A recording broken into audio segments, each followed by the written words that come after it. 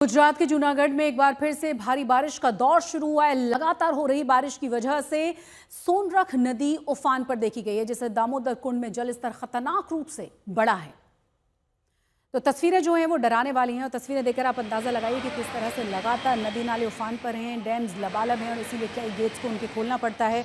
उससे ज़्यादा मुसीबतें ये होती है कि जो आसपास के निचले इलाके हैं वहाँ और ज़्यादा खतरा बढ़ जाता है। आसपास का जो निचला इलाका है वो पूरी तरह से डूब जाता है। नदी में किस तरीके का उफान है ज़रा देखिए। जूनागढ़ की तस्वीर हम आपको दिखा रहे हैं, गुजरात की ये तस्वीरें हैं और तस्वीरें देखकर आप अंदाज़ा लगा सकते हैं कि किस तरह के हालात आसपास के जो निचले इलाके के एरिया हैं, जो गांव हैं, वहां पैदा हो गए होंगे।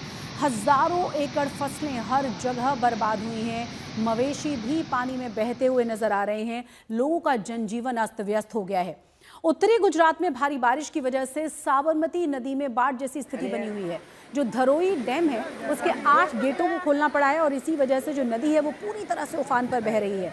इसी बीच नदी के बीच फंसे हुए ट्रैक्टर और मजदूरों को बचाने के लिए पहुंची एनडीआरएफ की नाव अचानक से तेज बहाव पानी में पलट गई। तस्वीरें देखिए जरा, ये देखिए,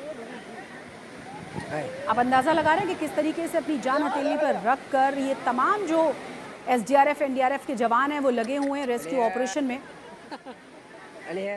ट्रैक्टर को फंसाने के लिए लोग यहाँ, फंसे हुए ट्रैक्टर से लोगों को बचाने के लिए लोग यहाँ पहुंचे थे रेस्क्यू के लिए और खुद ही इनकी नाव पलट गई।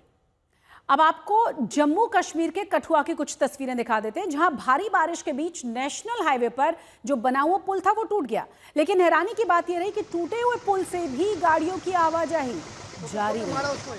तस्वीरें देखकर किसी की भी सांस अटक जाए, क्योंकि नीचे जो पानी दिख रहा है वो उफनता हुआ पानी है जो बड़े से बड़े ट्रक को बहुत आसानी के साथ बहा ले जाए। लेकिन ऊपर आपको आवाजाही करते हुए ढेर सारे वाहन नजर आ जाएंगे।